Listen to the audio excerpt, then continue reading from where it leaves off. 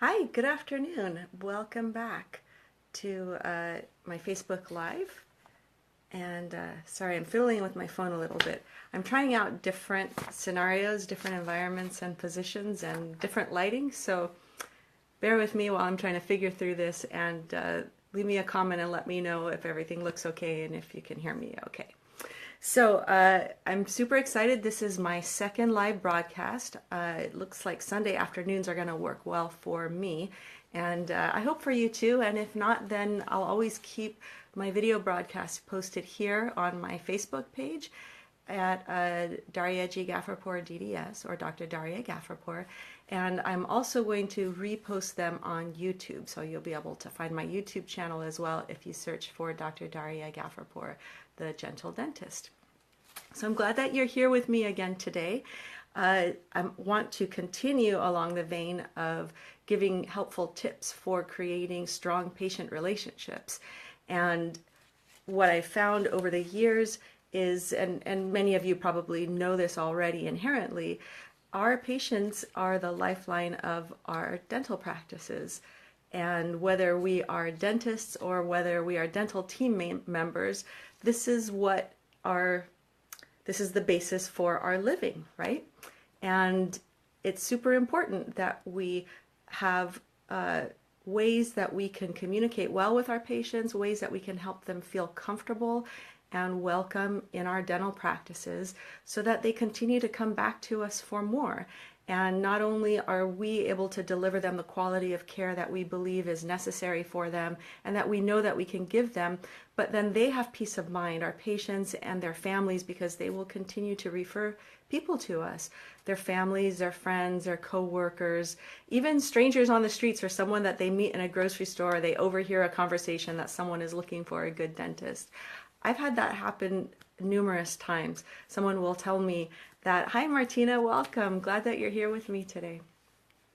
I've had people tell me that they met someone at the gas station or they met someone at the grocery store because they overheard a conversation of someone who was saying that either they were new to the area or they were unhappy with their current dentist and they wish that they could find a good dentist. And my patients will come back to me and say, "I sent someone over to you," and I'll be very appreciative and ask them who, and they are like, "I don't know, I just told them that you guys were the best, that, we love coming here and that they should come see you." So that's a really great result, right?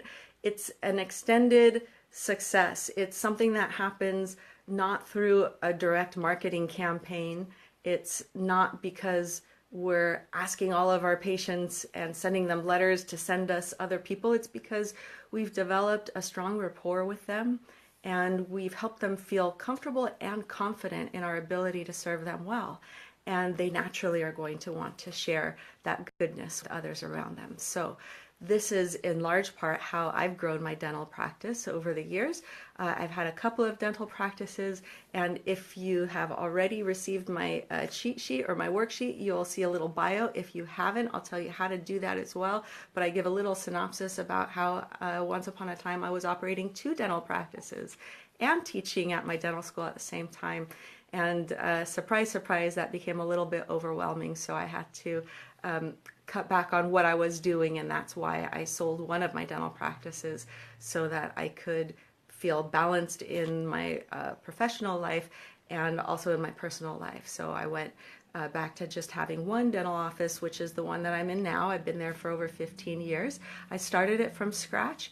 And the tips that I'm going to be sharing with you today and on a continual basis are things that have helped me build my patient base and continue to grow a real successful practice. Even though I take 1 day a week to teach at my dental school, I still have a very strong dental practice that continues to grow and thrive.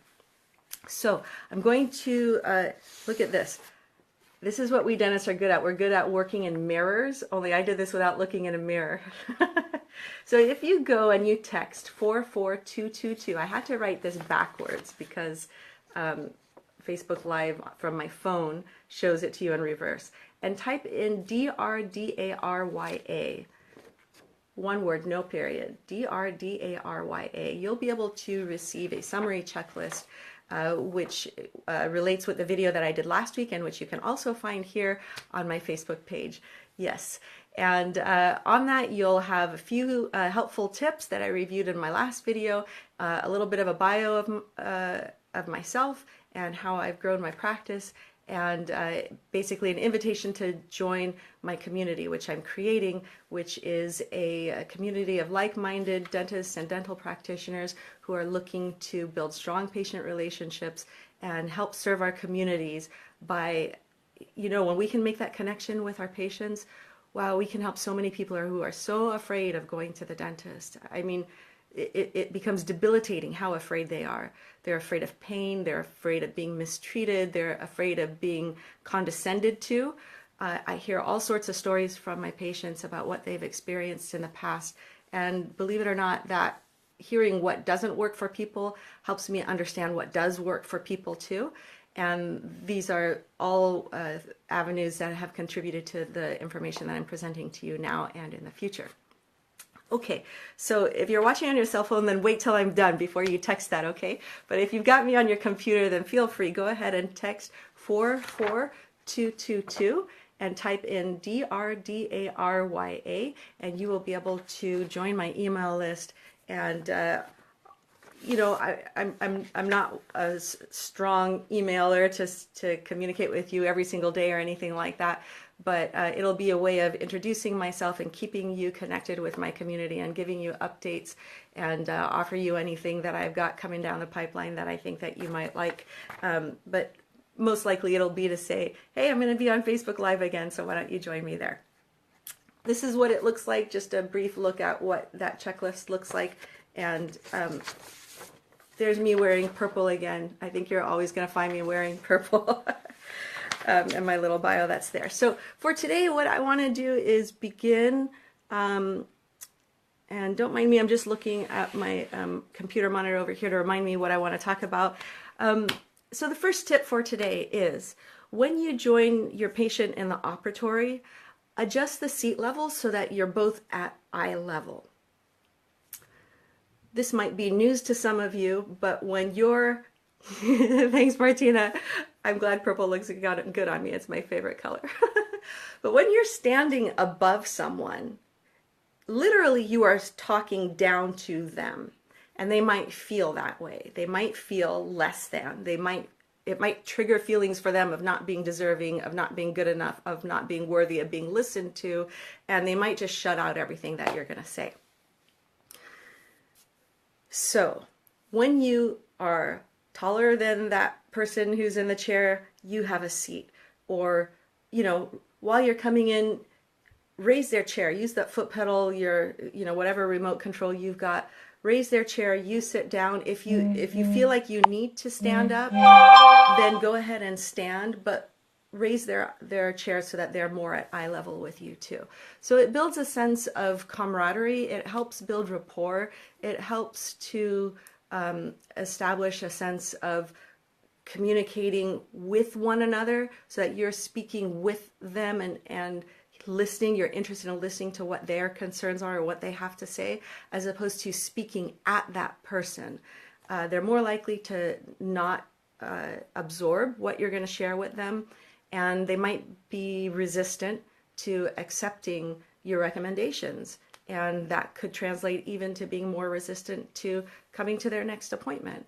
It might, if you are speaking at a different eye level, they might perceive that that you think that they're unimportant. And that might be the farthest thing from the truth. But people have so much baggage that they bring with them, especially what they say are horror stories from their other offices. And this is just one way of being sensitive in your communications with people, particularly when they're in your dental operatory. It's your turf, and you want for them to feel welcome so that you can have an open dialogue, open communication, and for there to be a feeling of mutual respect, and for your patient to get that sense that you really do care for them. So do your best to look at them at eye level. And if you're not going to, it's okay. Maybe you're walking from here to there, you're washing your hands, you're drying your hands, you're going to be putting on your gloves. That's okay. But if you feel like you're going to be having an extended communication with them, then do what you can to sit at their level, okay? And let's see, what's our next tip? Next tip for today is to give your patient an overview of what you're planning for the visit. So this doesn't have to be specific to a new patient visit. This can be regardless of any visit that you're going to be doing with them. And it's very helpful when your dental team members do the same thing. So it can start from the front desk when your receptionist or your treatment coordinator greets your patient. And by the way, make sure that whoever is going to be greeting the patient has looked at the schedule and remembers who to expect to be coming in next.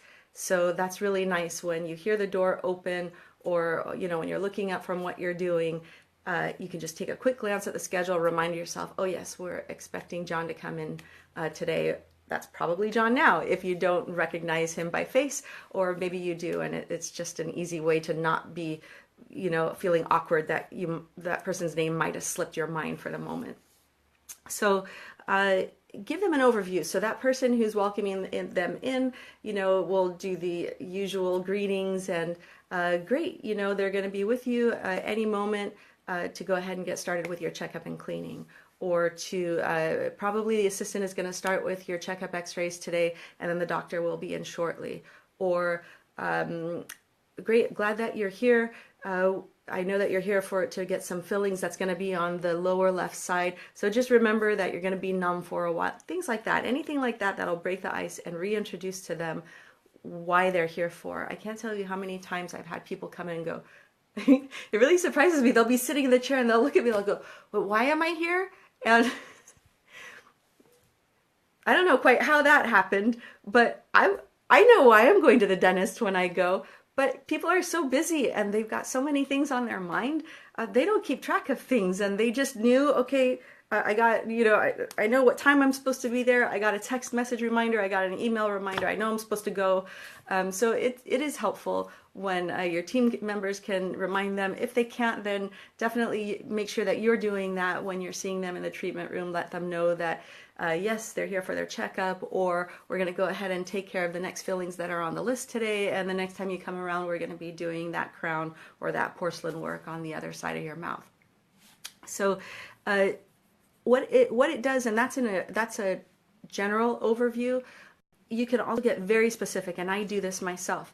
So I take it to you could call it an extreme, but I'll tell my patient, I'm going to go ahead and put your chair back now. Every now and then I forget to do that, and boy, do I get reminded, because as soon as that chair moves, and if your patient suddenly moves too, they didn't expect that. It's really, really helpful. And then I'll just chuckle. I'll apologize. Oh, sorry, I didn't remind you, didn't let you know that I was going to put your chair back. You ready for more? Okay, let's go ahead and go down.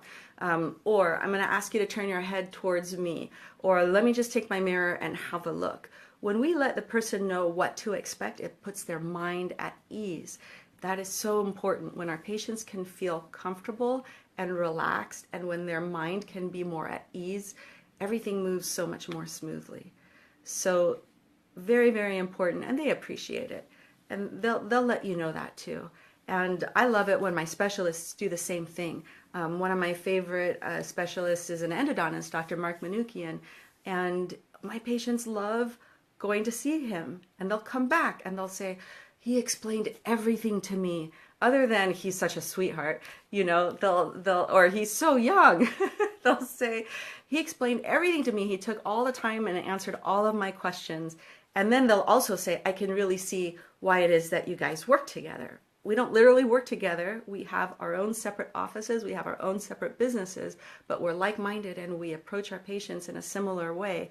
And so it's very natural to be able to feel very confident for me to send my patients over to him if they need a root canal, and for him to send them back to me when it's time for the subsequent procedures that are necessary. So when everyone's on the same page with communicating well with your patients, it makes life so much happier. Easier means happier. So your patients, when they feel more relaxed, you're going to have conversations that are fun. You're going to have a lot of laughter in your office. We do all the time, Okay, I digress, sort of. Not really, I sort of digress. But let me move on to the next point, okay? So the next one is to be gentle. Now you might see that, Yes, that's part of my branding. I've got that on my business card, on my logo. Yep, got that on my YouTube, The Gentle Dentist. It's something that I have valued right from the start. I don't want to send anyone jumping out of the chair. You know, there's no reason for that. We can be really suave with our patients. We can be very compassionate with our patients. And when we translate that physically with them, they so appreciate that. So I'll give you a few tips on how to do that. One is don't make sudden movements. So don't jump in unless it's an old friend of yours or someone that you know and you're joking around, that's one thing. But if you are still relatively new with someone, or even if you're not, just, you know, be easy when you enter the operatory. You know, be easy when you talk with them. So don't go shouting. Don't be talking at the loudest volume that you've got. That startles people. So controlling your audio, controlling your vocal volume is one way of being gentle. Another way of being gentle and kind is smile and give a genuine smile. Give a genuine welcome to your patient. Let them know that you're here with them. Being present. Part of what goes into being gentle is, you know, taking a deep breath before you come in and be there with that person. Let them know that they're important to you and it's time for you to spend time with them. On a physical touch level, being gentle means, you know, touching them softly on their face. You know, when I ask my patient to turn towards me, I guide them because I don't want them to have to think too hard. Wait, what did she just say? And if I was zoning out and daydreaming, what did she just say?